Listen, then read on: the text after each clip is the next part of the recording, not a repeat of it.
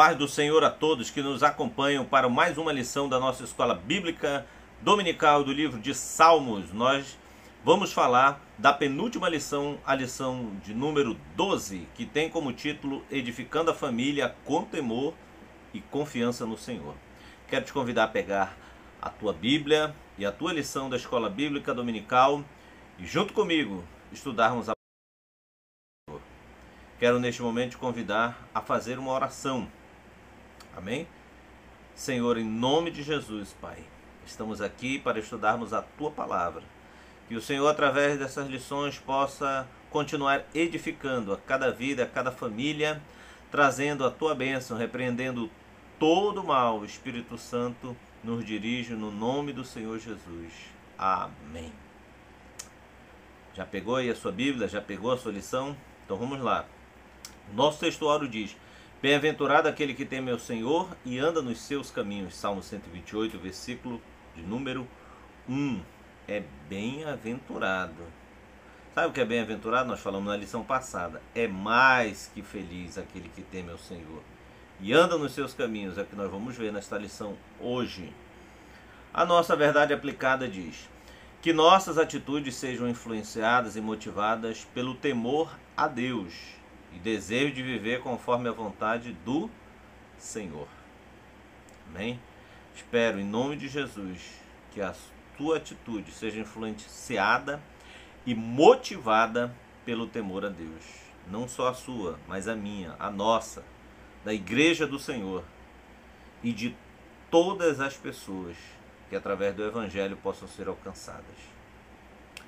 Objetivo da nossa lição: ensinar acerca dos fundamentos que edificam a família, apresentar os princípios divinos para o matrimônio e mostrar os valores que devem ser agregados ao matrimônio. O nosso texto de referência está no Salmo 127 e no Salmo 128.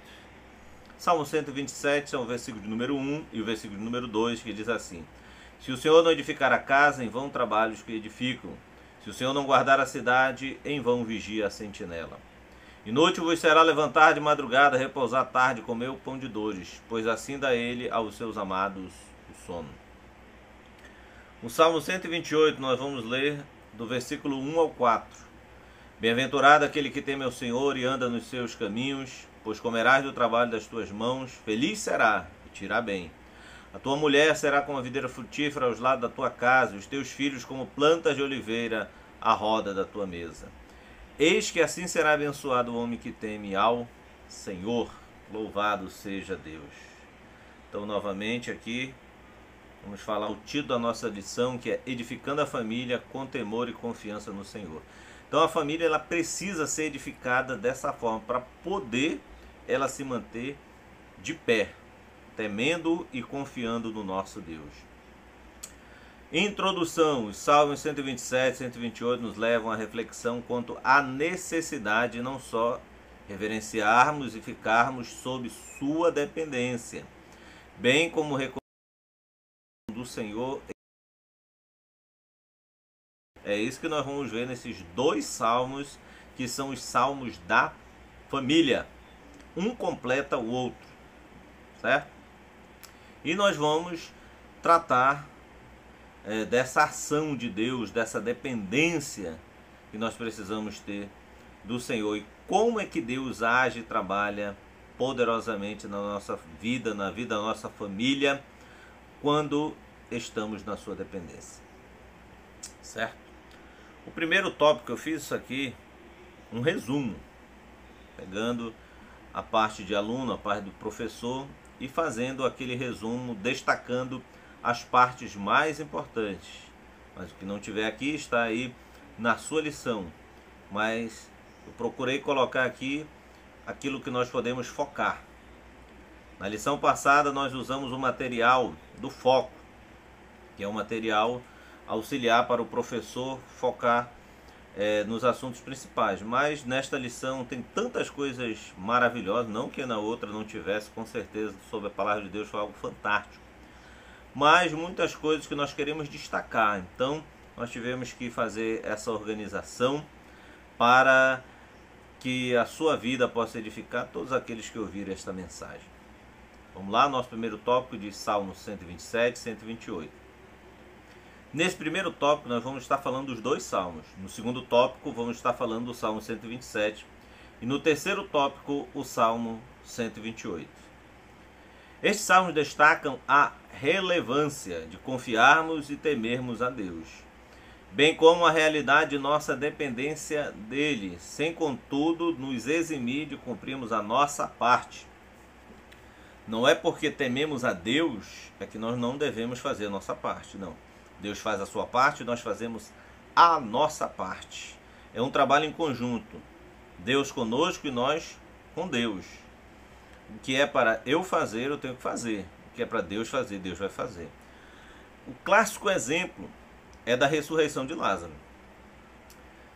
O Senhor Jesus disse: tirai a pedra. E não podia tirar, não tinha poder para isso? Tinha. Mas o homem pode tirar a pedra? Pode.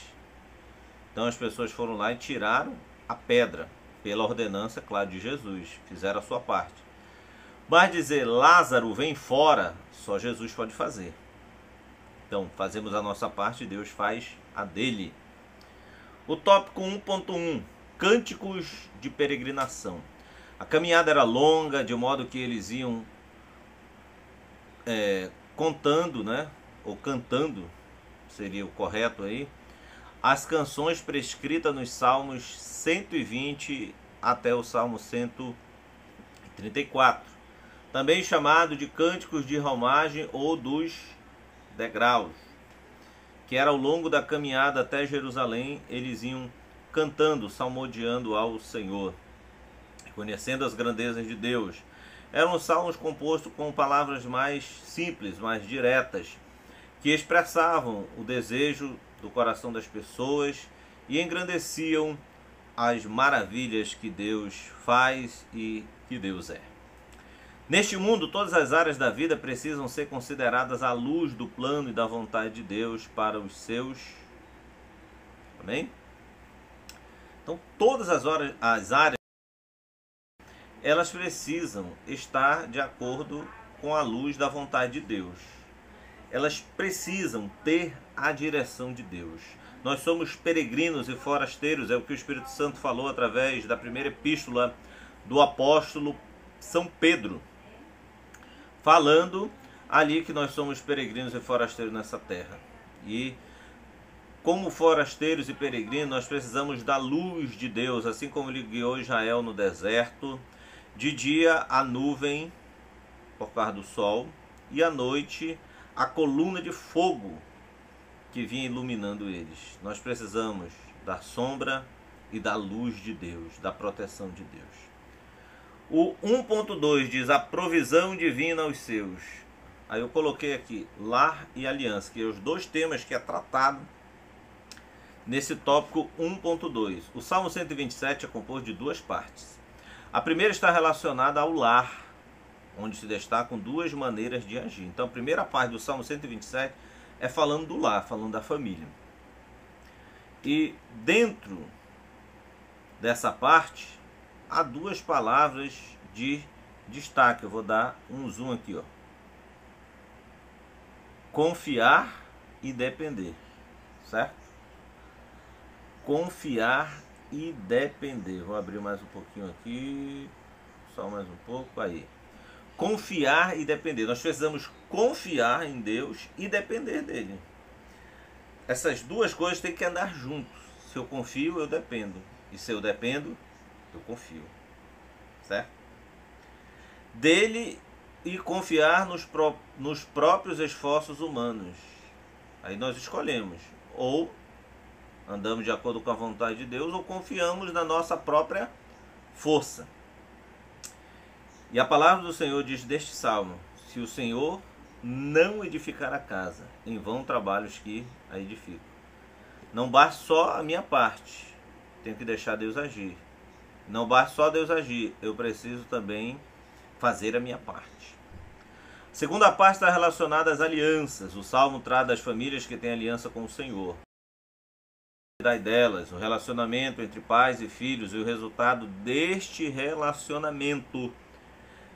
Esse relacionamento pai, filho, marido, mulher, ele precisa está dentro desta aliança. Qual é a aliança? A aliança em Cristo Jesus.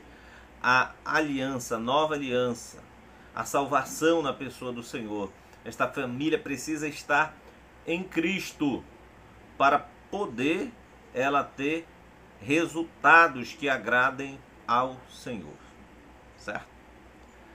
Vamos lá. Um dos aspectos mais impressionantes desta poesia curta é que seleciona 3 das nossas preocupações mais universais. Quais são? A construção, a segurança e a criação de um lar. E nos leva a perguntar o que tudo isso significa e a quem os devemos. Devemos a nós? Devemos a outras pessoas? A quem cabe a construção de um lar, de uma família, de uma vida? A quem cabe desta família, desta pessoa? E a criação de um lar cabe a quem? São perguntas que a resposta ao longo do Salmo. Porque a palavra de Deus, ela não tem meramente argumentos filosóficos, não desmerecendo a filosofia que ela faz a indagação. E é importante nós perguntarmos ao texto o que é que ele diz. É uma das regras da hermenêutica. Mas a palavra de Deus, ela não traz apenas indagações, mas acima de tudo ela traz respostas. E é isso que nós vamos ver neste salmo, nestes 2 salmos. 1.3. O temor a Deus e a obediência fazem a diferença. Temor a Deus e a obediência fazem a diferença. E faz muita diferença mesmo. Temer a Deus e obedecê-lo. Porque quem teme, obedece. E quem obedece, teme. Essas 2 coisas estão ligadas. As 2 palavras de destaque é sofrimento e alegria. Vou colocar aqui para você, ó. Sofrimento e alegria. São as 2 palavras de destaque. Certo? Nesse 1.3. O Salmo 128 fala a respeito da prosperidade do homem que teme ao Senhor. Tá vendo como esses 2 salmos estão ligados? Uma coisa está ligada à outra. Esse salmo destaca em que consiste essa prosperidade. Em que consiste a prosperidade? O que é de fato a prosperidade? O que é de fato é ser próspero? É ser muito rico? É ter muito dinheiro? É poder viajar para onde você quiser?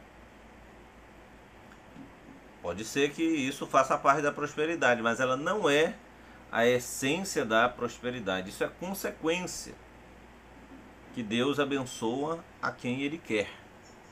Mas o que é de fato a prosperidade? Vamos ver aqui, ó. Vou dar um zoom aqui.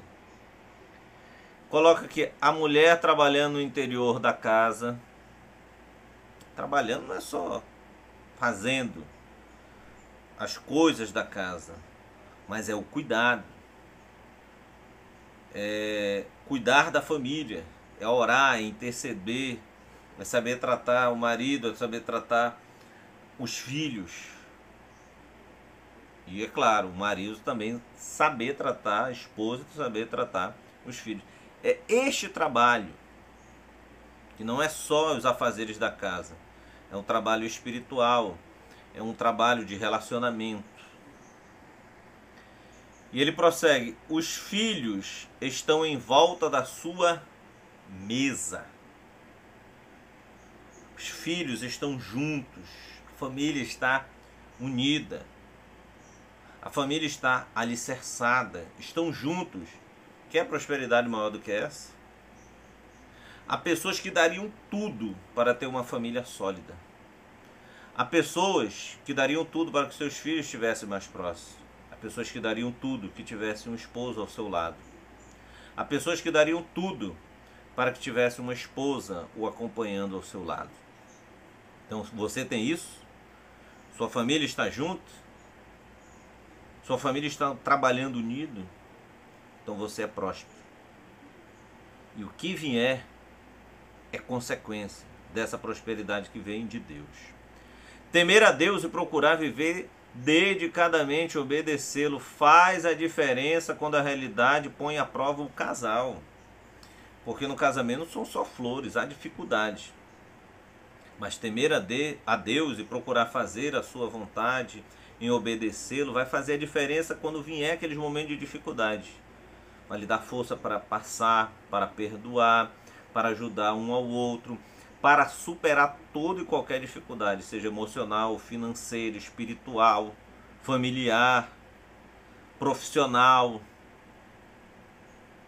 Entendeu? Então, Deus no lar faz toda a diferença e Deus é que dá a verdadeira prosperidade. Afinal, o dia a dia apresenta desafios e dificuldades também na vida daqueles que estão em Cristo. Todos nós, meus amados, meus queridos, passamos por dificuldades no nosso relacionamento conjugal e familiar. Ninguém está isento disso, mas Deus nos dá força para superar. Nem mesmo o fato de que muitas pessoas piedosas enfrentam lutas, preste bem atenção, com muitos sofrimentos, invalida outra verdade, de que sempre que a alegria entra numa casa, ela é desfrutada com gratidão e humildade como um presente de Deus. Porque alguém que serve a Deus passa por sofrimento, que é a grande questão. Porque pessoas boas, acontecem coisas ruins com pessoas boas, coisas boas muitas das vezes com pessoas ruins. A indagação que nós tivemos de uma das lições do Salmo 73, o Salmo de Asaf, essa indagação clássica da humanidade.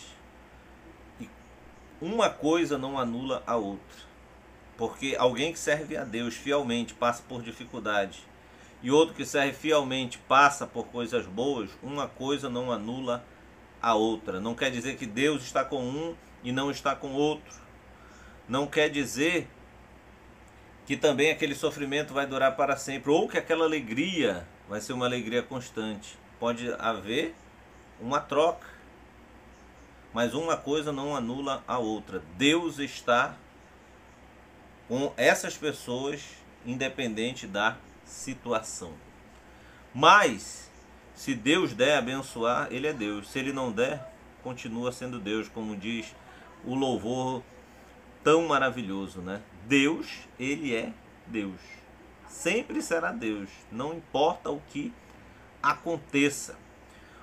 Jó mesmo falou, Deus não deu o bem, por acaso não daria o mal? Bendito seja o nome do Senhor.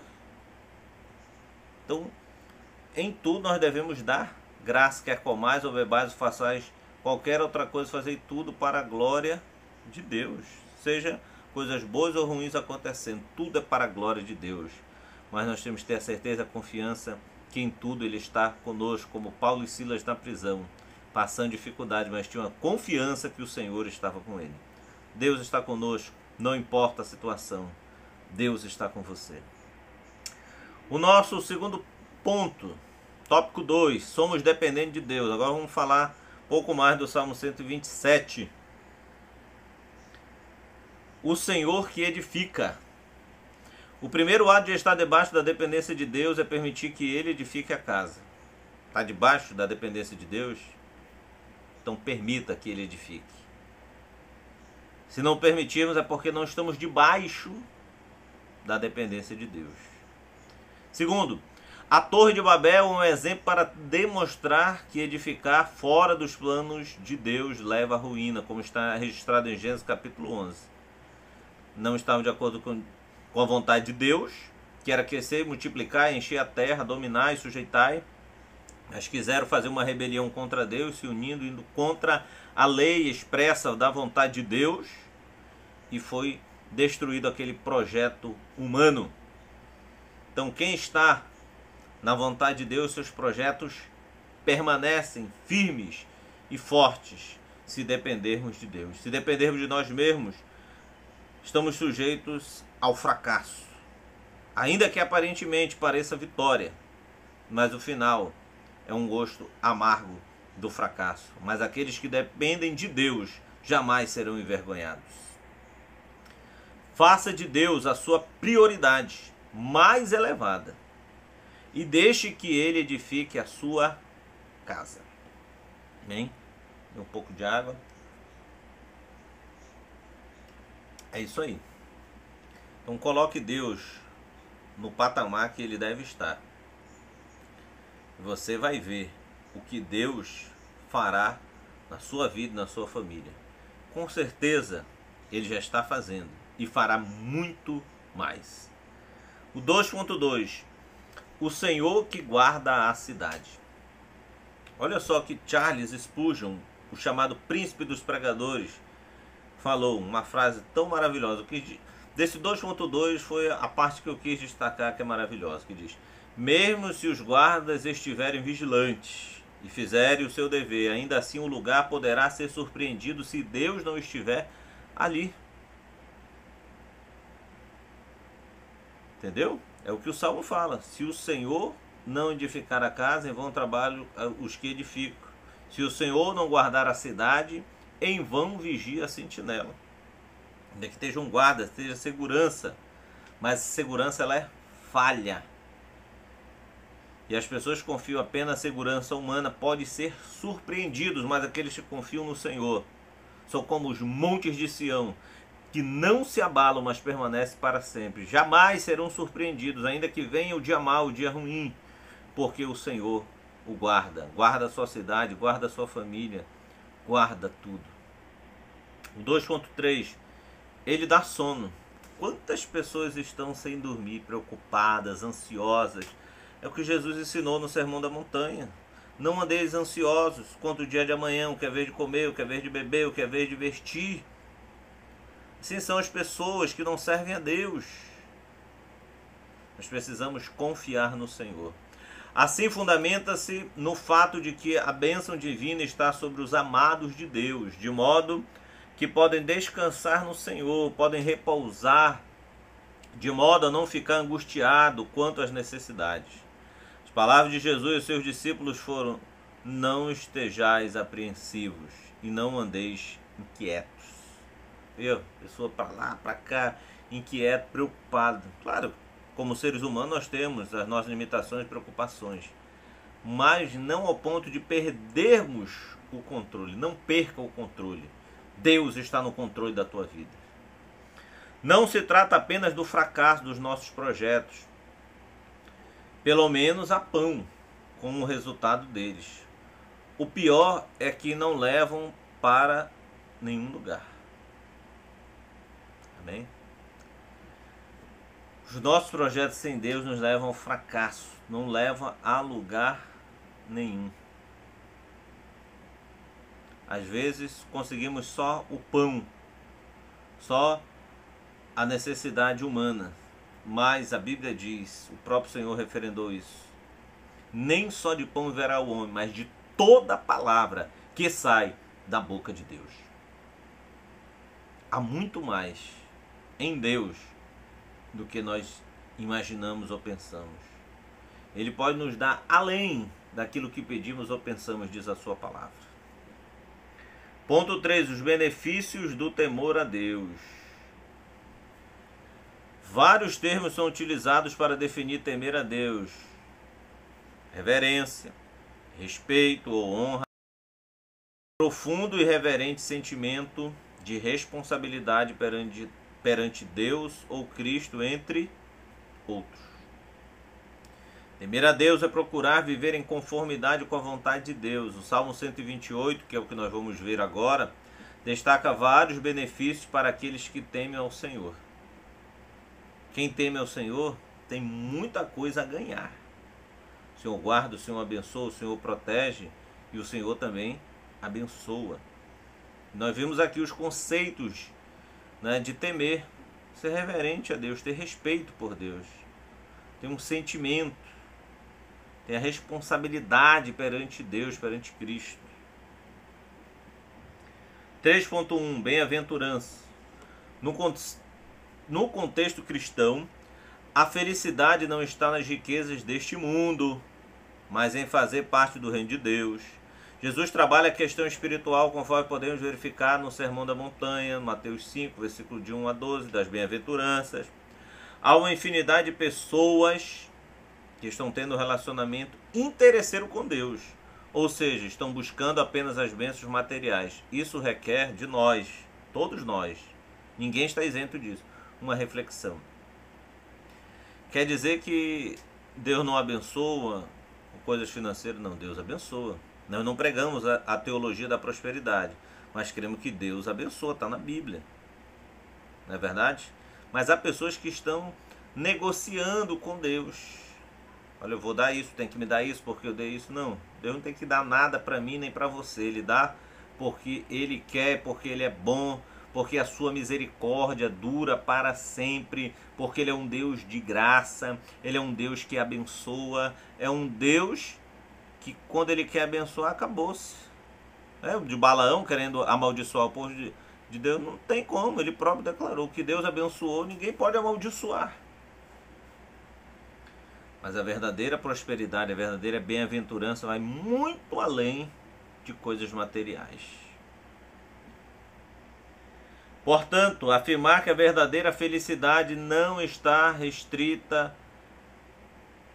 a conquistas materiais ou uma vida sem sofrimentos, mas relacionamento com Deus envolvendo reverência, salvação, disciplina, senhorio de Cristo sobre nós, ter esperança no Senhor. Felicidade. E o que vier é lucro. Mas se você tem uma vida de relacionamento com Deus, de reverência, salvo em Cristo, disciplina, servindo ao Senhor, está sob debaixo do senhorio de Cristo, tem a esperança e a confiança no Senhor, quero dizer uma coisa, você é um bem-aventurado, você é mais que feliz. Pensa alguém feliz aí, pensa, você é muito mais, amém?